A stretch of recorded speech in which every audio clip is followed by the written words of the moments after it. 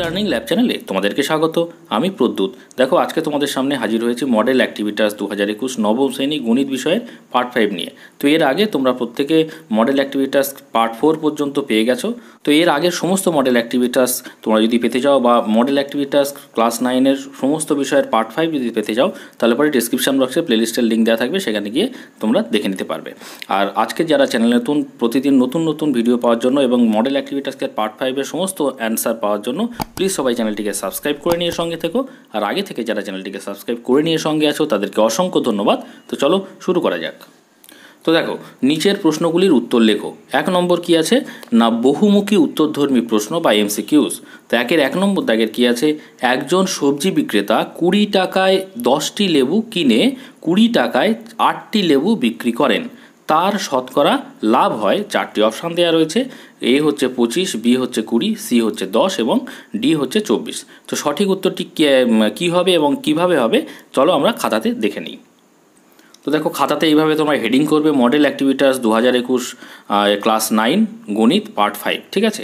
1 নম্বর দাগের যেটি আছে সেটি আমরা এইভাবে উত্তরটি লিখব কি না, একজন সবজি বিক্রেতা 20 টাকায় 10টি লেবু কিনে 20 টাকায় 8টি লেবু বিক্রি করেন বলে কমা দিয়ে লিখব, তার শতকরা লাভ হয়, ছোট্ট করে একটা হাইফেন দেব। সঠিক অপশানটি হবে এ, অবশ্যই এ অপশানটি লিখব এবং উত্তর হবে 25 অর্থাৎ 25। তো কেন 25 হলো তার ব্যাখ্যা দিচ্ছি। দেখো এখানে কি বলেছে, 10টি লেবু সে সবজি বিক্রেতা 10টি লেবু কিনেছে কত টাকায় না 20 টাকায়। তাহলে লিখেছি সেটাই, দেখো 10টি লেবুর ক্রয় মূল্য সমান 20 টাকা, এটা এইভাবে লিখতে পারি। অতএব 10টি লেবুর ক্রয় মূল্য যদি 20 টাকা হয়, ঐকিক নিয়মে আমরা এইভাবে লিখতে পারি একটি লেবুর ক্রয় মূল্য সমান 20/10। কেন এখানে কমে গেছে মানে এখানেও কমে যাবে, তার মানে ভাগ হবে, অর্থাৎ 20/10 00 কেটে গেলে থাকে কত না 2 টাকা। তাহলে পরে একটি লেবুর ক্রয় মূল্য হলো কত 2 টাকা। আবার 8টি লেবুর বিক্রয় মূল্য, দেখো 20 টাকায় কিনে সে 20 টাকায় 8টি লেবু বিক্রি করেন, তাহলে পরে এটাকে আমরা এইভাবে লিখতে পারি 8টি লেবুর বিক্রয় মূল্য 20 টাকা, তাই না। অতএব 8টি লেবুর বিক্রয় মূল্য যদি 20 টাকা হয়, অতএব একটি লেবুর বিক্রয় মূল্য সমান, এখানে 8-এর জায়গায় 1 হয়েছে মানে কমেছে, মানে এখানেও কমবে, তার মানে ভাগ হবে, অর্থাৎ 20/8 হবে। তাহলে পরে কাটাকুটি করলে কত হচ্ছে না 5/2, অর্থাৎ 5-এর 2 সমান, এটাকে আমরা যদি ভাগ করি তাহলে পরে কত হয় 2.5 টাকা। তো দেখো একটি লেবুর ক্রয় মূল্য কত হয়েছে, অর্থাৎ কেনা দাম হচ্ছে 2 টাকা এবং একটি লেবুর বিক্রয় মূল্য অর্থাৎ বিক্রি দাম কত হচ্ছে 2.5 টাকা। তার মানে ক্রয় মূল্য 2 টাকা, বিক্রয় মূল্য 2.5 টাকা। তাহলে লাভ কত, অতএব লাভ সমান জানি আমরা বিক্রয় মূল্য থেকে ক্রয় মূল্য যদি বাদ দিয়ে দিই সেটাই হয়ে যায় লাভ। তাহলে 2.5 টাকা থেকে 2 টাকা বাদ দিয়েছি সমান কত 0.5 টাকা বা 50 পয়সা। তো 0.5 টাকা।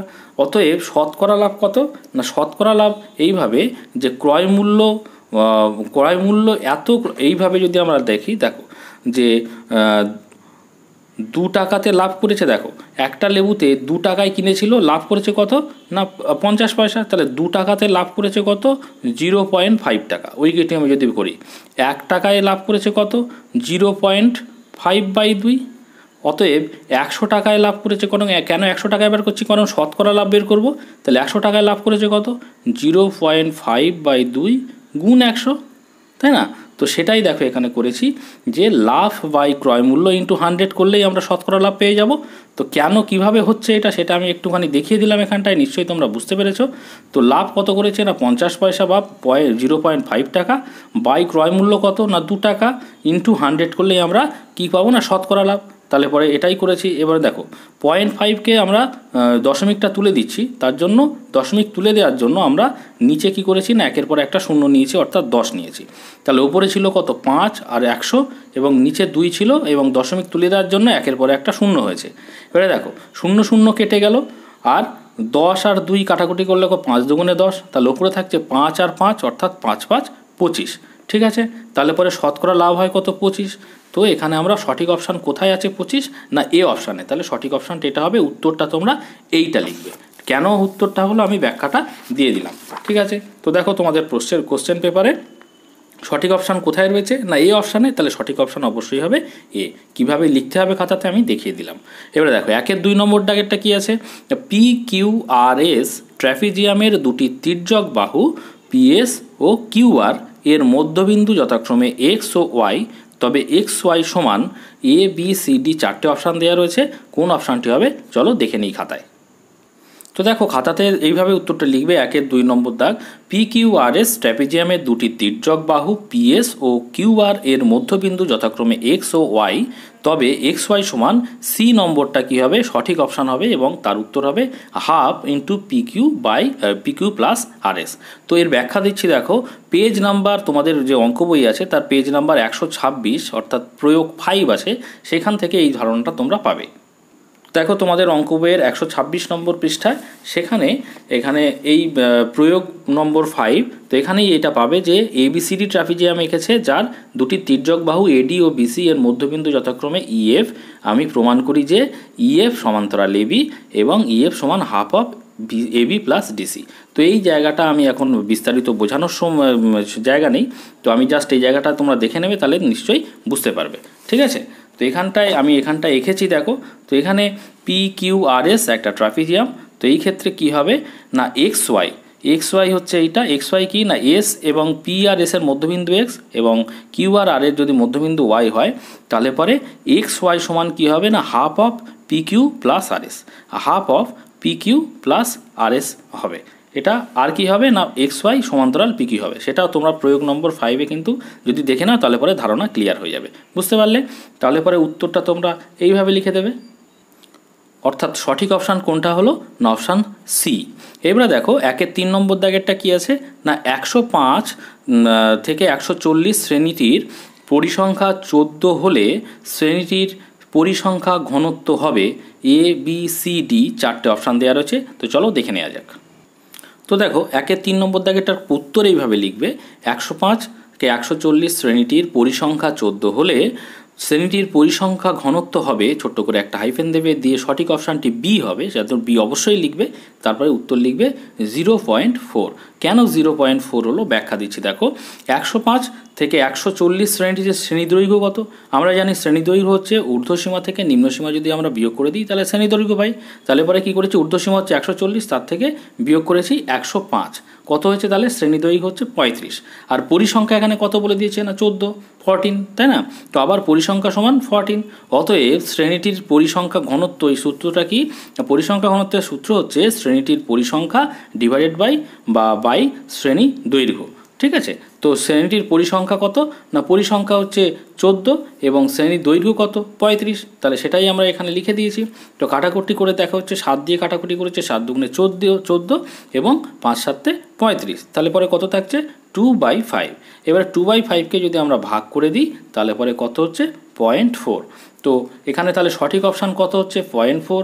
এই 0.4টি কোন নম্বর অপশানে আছে না বি নম্বর অপশান, তাহলে তোমরা উত্তরটা এইভাবে লিখে দেবে। তো এখানে দেখে নাও সঠিক অপশান কোথায় আছে না বি নম্বর অপশান 0.4, তো বি অপশানটি হবে সঠিক। ঠিক আছে, এবারে দেখো 1-এর 4 নম্বর দাগের কি বলছে, 3 মিটার বা 3 মিটার লম্বা ও 2 মিটার চওড়া একটি আয়তকার জায়গা 5 ডেসিমি বর্গ টালি দিয়ে বাঁধাতে হলে টালি লাগবে। তো এখানে এ হচ্ছে 48টি, বি হচ্ছে 96টি, সি হচ্ছে 24টি এবং ডি হচ্ছে 72টি। তো চলো কোনটি সঠিক দেখে নেওয়া যাক। তো তোমরা 1-এর 4 নম্বরটি উত্তর এইভাবে লিখবে, 3 মিটার লম্বা ও 2 মিটার চওড়া একটি আয়তকার জায়গা 5 ডেসিমি বর্গ টালি দিয়ে বাঁধাতে হলে টালি লাগবে, ছোট করে একটা হাইফেন দিয়ে লিখবে যে সি অপশানটা যেহেতু সঠিক অবশ্যই সি অপশানটা লিখবে, তারপরে উত্তর লিখবে 24টি। তো কেন 24টি হলো আমি ব্যাখ্যা দিয়ে দিচ্ছি দেখো, বা উত্তর লিখে দিচ্ছি দেখো। তো দেখো আয়তকার জায়গাটির দৈর্ঘ্য কত, এখানে যেহেতু আয়তকার জায়গা 5 ডেসিমিটার বর্গ টালি দিয়ে বাঁধাতে হবে, তার মানে ডেসিমিটারে আমাকে বের করতে হবে সব কিছু ক্ষেত্রফলগুলো। ঠিক আছে, তো এখানে সব মিটারে আছে, এই ওপরে যেগুলো মিটার আছে সব আমরা ডেসিমিটারে নিয়ে যাব। তো দেখো আয়তকার জায়গাটির দৈর্ঘ্য কত, দৈর্ঘ্য বলেছে 3 মিটার, তাহলে এখানে লিখলাম সমান 3 মিটার। তাহলে মিটারকে আমরা ডেসিমিটারে নিয়ে যাব, তাহলে মিটার থেকে ডেসিমিটার কত ঘর, 1 ঘর। তাহলে আমরা জানি বাঁদিক থেকে ডান দিকে যদি যাই তাহলে কি হয়, প্রত্যেকটা ঘরের জন্য 10 করে গুণ হয়ে যায়। তাহলে মিটার থেকে ডেসিমিটারে যাব, একটা করে 10 গুণ করে দেবো, তাহলে 3 গুণ 10 ডেসিমিটার সমান 30 ডেসিমিটার হলো। ঠিক একই রকমভাবে এবং আয়তকার জায়গাটির প্রস্থ সমান কত না প্রস্থ সমান এখানে বলেছে 2 মিটার, তাহলে লিখেছি এখানে 2 মিটার সমান ডেসিমিটারে নিয়ে যাব, তাহলে একই রকমভাবে 2 গুণ 10 ডেসিমিটার করলাম সমান 10 দুগুণে কত 20 ডেসিমিটার পেলাম। এবারে দৈর্ঘ্য পেয়ে গেছি, প্রস্থ পেয়ে গেছি। অতএব আয়তকার জায়গাটির ক্ষেত্রফল সমান কত আমরা জানি, ক্ষেত্রফলের সূত্র দৈর্ঘ্য গুণ প্রস্থ লিখলাম। তো দৈর্ঘ্য পেয়েছি 30 ডেসিমিটার, প্রস্থ পেয়েছি 20 ডেসিমিটার। এখানে লিখে দিলাম 30 গুণ 20 বর্গ ডেসিমিটার, যেহেতু ক্ষেত্রফল বর্গ ডেসিমিটার হয় তো এখানে লিখেছি বর্গ ডেসিমিটার, সমান 30 আর 20 যদি গুণ করি তাহলে 3 দুগুণে 6 আর দুটো শূন্য পরপর বসালে হয় 600 বর্গ ডেসিমিটার হলো। এবারে বর্গাকার যে টালি, এখানে দেখো আয়তকার জায়গাটি 5 ডেসিমিটার বর্গ টালি, 5 ডেসিমিটার বর্গ টালি দিয়ে বাঁধাতে হবে, তাই না? তাহলে কটা টালি লাগবে? তাহলে পরে এখানে টালির ক্ষেত্রফলটা বের করে নিতে হবে। তো দেখো আবার বর্গাকার টালির ক্ষেত্রফল সমান বাহু স্কোয়ার, তাহলে টালির একটি বাহুর দৈর্ঘ্য কত বলেছে? 5 ডেসিমিটার, তাই না? তো অতএব বা সেটার ক্ষেত্রফল কত বলেছি না, বাহু স্কোয়ার সমান একটি বাহুর দৈর্ঘ্য যেহেতু 5, তাহলে 5 গুণ 5 বা 5 স্কোয়ারও করতে পারি। তো 5 স্কোয়ার বর্গ ডেসিমিটার সমান 5 5 25 বর্গ ডেসিমিটার। তো এটা কি পেলাম না, বর্গাকার টালির ক্ষেত্রফল পেলাম। এবারে তাহলে আমার কটি টালি লাগবে? তাহলে আমার আয়তকার জায়গাটির ক্ষেত্রফল হচ্ছে 600 বর্গ ডেসিমিটার এবং প্রত্যেকটা বর্গাকার টালির ক্ষেত্রফল হচ্ছে 25 বর্গ ডেসিমিটার। তাহলে পরে টালির সংখ্যা পেতে গেলে এই যে মোট যে ক্ষেত্রফল, জায়গাটির যে মোট ক্ষেত্রফল, তাকে আমরা বর্গাকার টালি দিয়ে যদি ভাগ করে দিই, টালির ক্ষেত্রফল দিয়ে যদি ভাগ করে দিই তাহলে টালির সংখ্যা পেয়ে যাব। সেটাই এখানে করা হয়েছে দেখো। অতএব নির্ণেয় টালির সংখ্যা সমান মোট ক্ষেত্রফল হচ্ছে 600, তো 600 লেখা হয়েছে, আর বর্গাকার টালির ক্ষেত্রফল হচ্ছে 25 বর্গ ডেসিমিটার, তাহলে 25 দিয়ে ভাগ করে দেওয়া হয়েছে। দেখো কাটাকুটি করা হয়েছে, দেখো প্রথমে 5 দিয়ে কেটে উপরে হচ্ছে 120, 5 দিয়ে কাটলে 5 5 25, আবার 5 দিয়ে যদি আমরা 120কে ভাগ করি বা কাটাকুটি করি তাহলে পাচ্ছি কত? 24টি। তাহলে কত পেলাম আমরা টালির সংখ্যা? 24টি। তাহলে সঠিক অপশান কোথায় ছিল না, সি নম্বর অপশানে ছিল 24টি। তোমরা উত্তরটি এইভাবে লিখে দেবে। তাহলে এখানে দেখো 4 নম্বরে 24টি কোথায় অপশান আছে না, সি নম্বর। তাহলে সি নম্বর অপশানটা সঠিক হবে এবং কিভাবে উত্তর লিখতে হবে তোমরা নিশ্চয়ই খাতাতে দেখে নিয়েছো। এবারে দেখো চলে এসো 2 নম্বর দাগের কি আছে না, সত্য মিথ্যা লেখো বা ট্রু ফলস। তো 2-এর 1 কি আছে না, এবিসি সমকোণী ত্রিভুজের কোণ বিএসি সমান 90 ডিগ্রি এবং বিসি এর মধ্যবিন্দু ডি হলে এডি সমান হাফ অফ বিসি। তো এটা সত্য বিবৃতি না মিথ্যা বিবৃতি?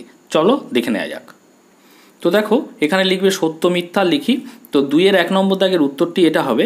তো এবিসি সমকোণী ত্রিভুজের কোণ বিএসি সমান 90 ডিগ্রি এবং বিসি এর মধ্যবিন্দু ডি হলে এডি সমান হাফ অফ বিসি। আগে এই কথাটা পুরো লিখবে, লিখে উত্তর লিখবে বিবৃতিটি সত্য। তো কেন ব্যাখ্যা দিচ্ছি দেখো, পেজ নম্বর 128 তোমাদের যে গণিত বই তার 128 নম্বর পেজে প্রয়োগ নম্বর 7 যদি তোমরা দেখে নাও তাহলে পরে বুঝতে পারবে। তো দেখো তোমাদের বইয়ের 128 নম্বর পৃষ্ঠা, তো সেখানে প্রয়োগ 7 সেখানে কি আছে দেখো, এটাই রয়েছে। তো দেখো এবিসি ত্রিভুজের আঁকলো যার বিএসি কোণ সমকোণ মানে আর অতিভুজ বিসি এর উপর মধ্যবিন্দু হচ্ছে ডি। আমি যুক্তি দিয়ে প্রমাণ করি যে এডি সমান হাফ অফ বিসি। দেখতে পাচ্ছ এই অঙ্কটাই এখানে দিয়েছে।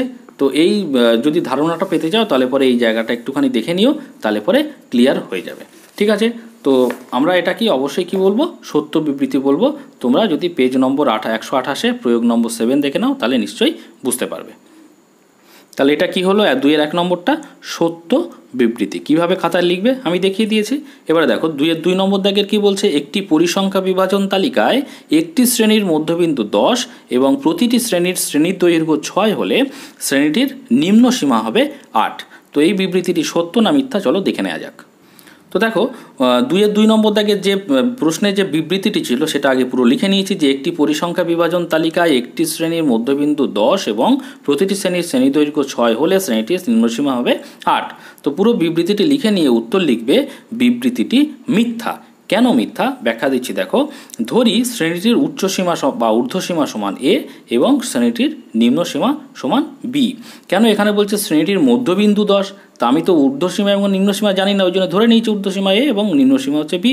অতএব শর্তানুসারে আমরা লিখতে পারি যেহেতু মধ্যবিন্দু হচ্ছে 10 তাহলে a plus B by 2 equal to 10 লিখতে পারি, তাই না? অতএব বা এ প্লাস বিকে রাখলাম, যদি আমরা 10-এর নিচে কিছু নেই মানে 1 আছে তাহলে কোনাকুনি গুণ করলে কত হবে, 10 দুগুণে 20, তাহলে এ প্লাস বি ইকুয়াল টু 20। তাহলে এটাকে আমরা 1 নম্বর সমীকরণ হিসাবে রাখলাম। আবার এখানে বলেছে প্রতিটি শ্রেণী দৈর্ঘ্য 6, তাহলে প্রতিটি শ্রেণী দৈর্ঘ্য মানে কি, ঊর্ধ্বসীমা থেকে নিম্নসীমার বিয়োগ করলে শ্রেণী দৈর্ঘ্য পাই। এখানে ঊর্ধ্বসীমা আমি কত ধরেছি এ এবং নিম্নসীমা ধরেছি বি, তাহলে এ মাইনাস বি ইকুয়াল টু 6।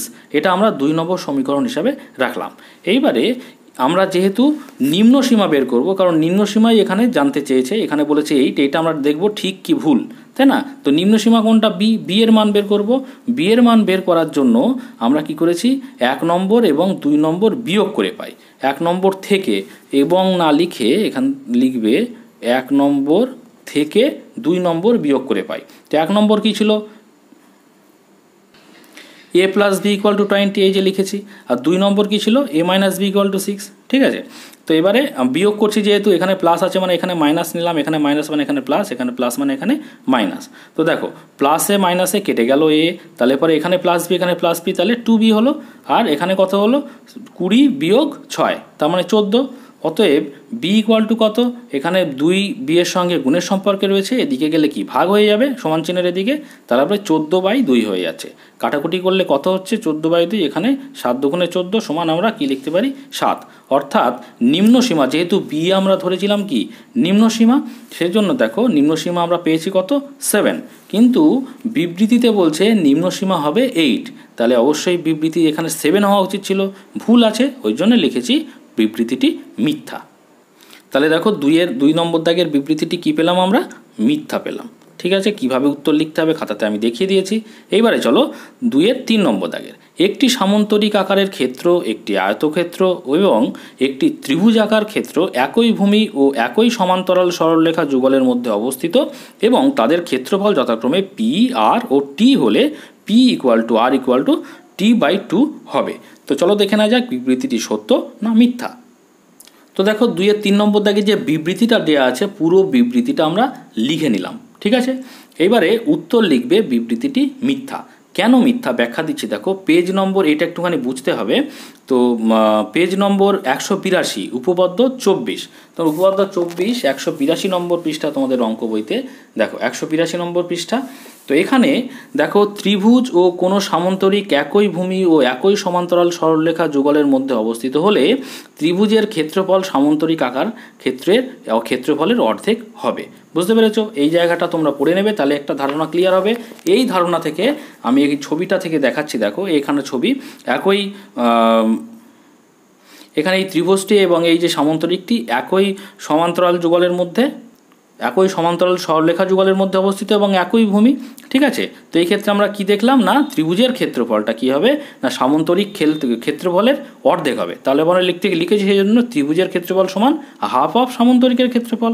তো ত্রিভুজের ক্ষেত্রফল এখানে কি বলে দিয়েছিল দেখো, একটি ত্রিভুজের ক্ষেত্রফল কত না টি, বুঝতে পেরেছো? তো টি ওই জন্য লিখেছি, অতএব টি সমান, আর সামন্তরিকের ক্ষেত্রফল কত বলেছি দেখো, সামন্তরিক আকারের ক্ষেত্র সেটা কি বলেছিল, ক্ষেত্রফল পি। তাহলে পরে টি সমান হাফ অফ পি লিখতে পারি, আমরা দেখেছি কেন।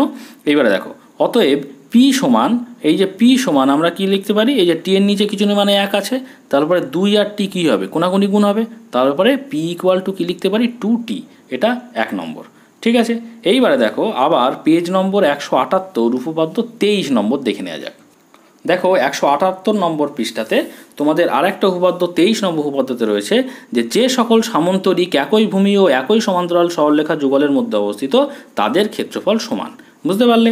তো এই ধারণা অনুযায়ী তোমরা ওই জায়গাটা দেখে নেবে। তো আমি এখানে একটা ছবি এঁকেছি, দেখো এইটা একটা সামন্তরিক আর এই মাঝখানেরটা কি, এটা একটা আয়তক্ষেত্র DEBF, একটা আয়তক্ষেত্র, আর DABC এটা সামন্তরিক। তো তোমরা নিশ্চয়ই জানো যে আয়তক্ষেত্র কিন্তু একটা সামন্তরিক। তাহলে এই যে আয়তক্ষেত্র এবং একটা সামন্তরিক, এ দুটোই সামন্তরিক কি আছে না সমান্তরাল সরলরেখা যুগলের মধ্যে রয়েছে এবং একই ভূমির মধ্যে রয়েছে, ঠিক আছে? তাহলে পরে এখানে কি হয় না সামন্তরিকগুলির ক্ষেত্রফল সমান হবে। তাহলে পরে এখানে সামন্তরিক, অর্থাৎ সামন্তরিকের ক্ষেত্রফল আমরা এখানে দেখেছিলাম কি পি, আর আয়তক্ষেত্রের ক্ষেত্রের ক্ষেত্রফল আমরা দেখেছিলাম কি আর, ঠিক আছে? তো আমরা এখানে লিখতে পারি পি ইকুয়াল টু আর, ঠিক আছে? এই যে ধারণা অনুযায়ী পি ইকুয়াল টু আর, এটা হচ্ছে 2 নম্বর।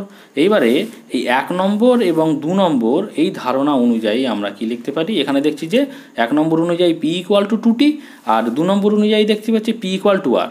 তাহলে পরে অবশ্যই দুটো মিলিয়ে লিখতে পারি, অতএব পি ইকুয়াল টু আর তো এখানে আছেই, আবার যেহেতু পি ইকুয়াল টু টি এই 2t, তার মানে P equal to R equal to 2t। তাহলে পরে এই যে ছবি, এই 3টে ছবি, এই দুটো ছবি যদি আমরা একসঙ্গে মেলাই, তোমরা নিশ্চয়ই দেখতে পাচ্ছ ঠিক এরকম বিষয়টা হবে। তো এই যে সামন্তরিক, এই যে আয়তক্ষেত্র এবং এই ত্রিভুজ, তো এই সামন্তরিকের সঙ্গে আয়তক্ষেত্রের ক্ষেত্রফলের সমান হবে, আর এই যে ত্রিভুজের ক্ষেত্রফল কি হবে, ত্রিভুজের ক্ষেত্রফল এদের থেকে অর্ধেক হবে, অর্থাৎ সমান করতে গেলে 2 গুণ ত্রিভুজের ক্ষেত্রফল করতে হবে, অর্থাৎ P = R = 2T করতে হবে।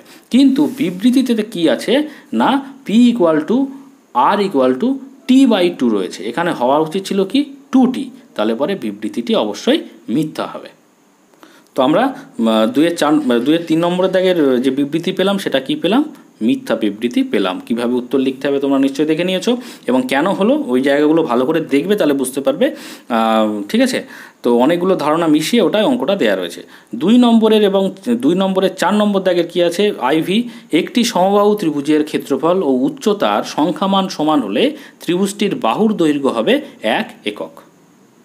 তো দেখো 2-এর 4 নম্বর দাগের আগে বিবৃতিটা পুরো লিখে নেবে, অর্থাৎ একটি সমবাহু ত্রিভুজের ক্ষেত্রফল ও উচ্চতার সংখ্যামান সমান হলে ত্রিভুজটির বাহুর দৈর্ঘ্য হবে 1 একক। এটা প্রশ্নে দেওয়া রয়েছে, লিখে নিয়ে উত্তর লিখবে প্রদত্ত বিবৃতিটি মিথ্যা।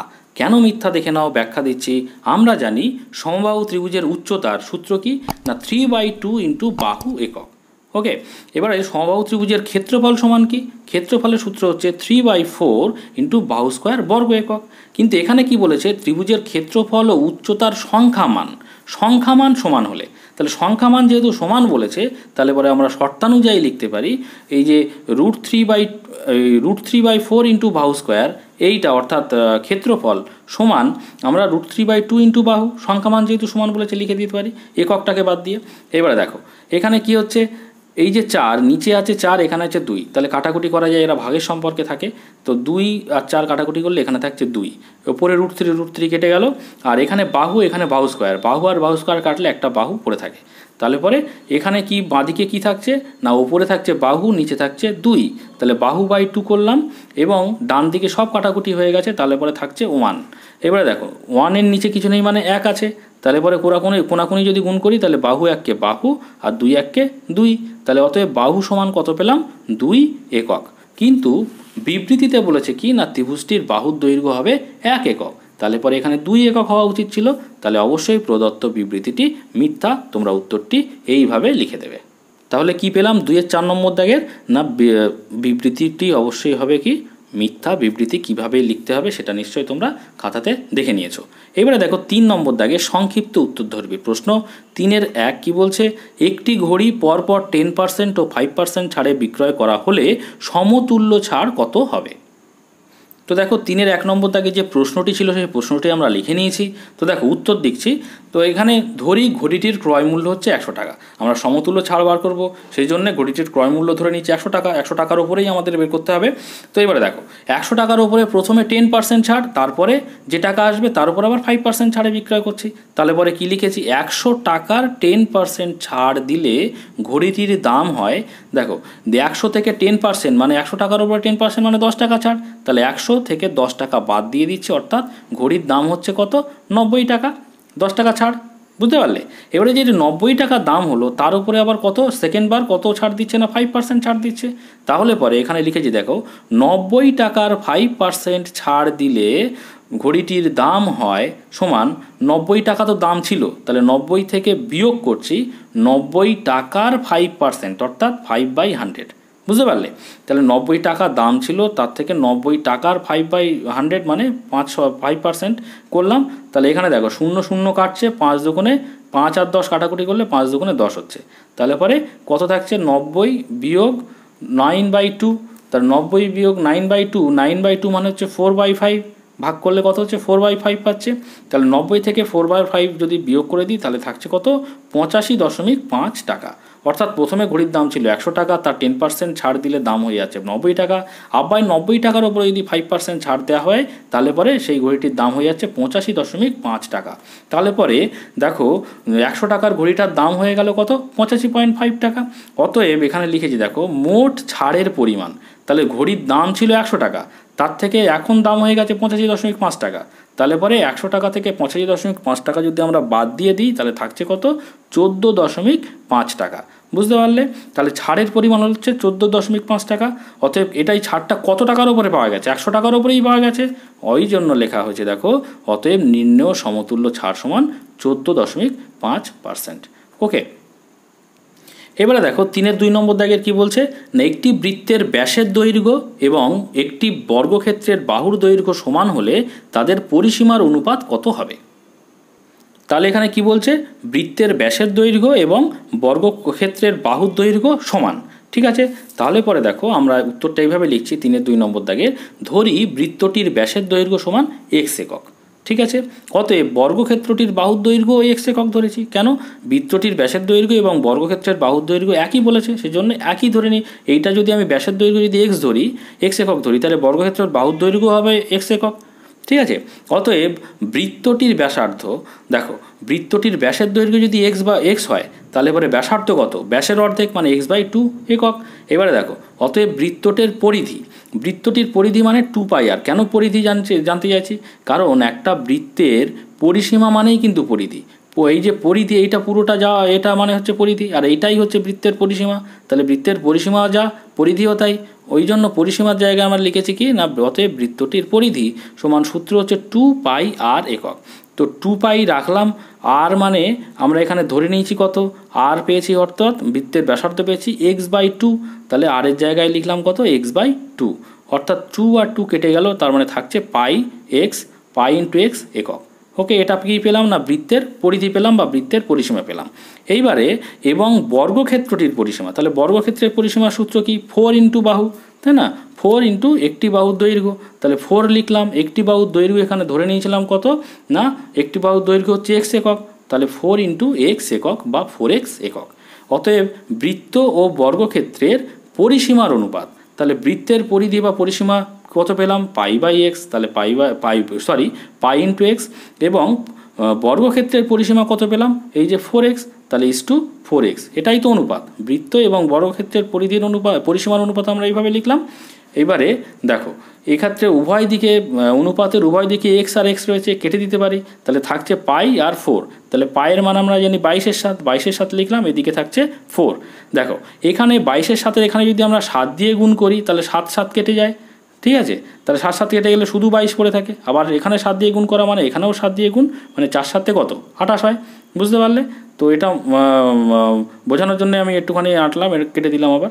আচ্ছা, 22/28 হয়ে গেল।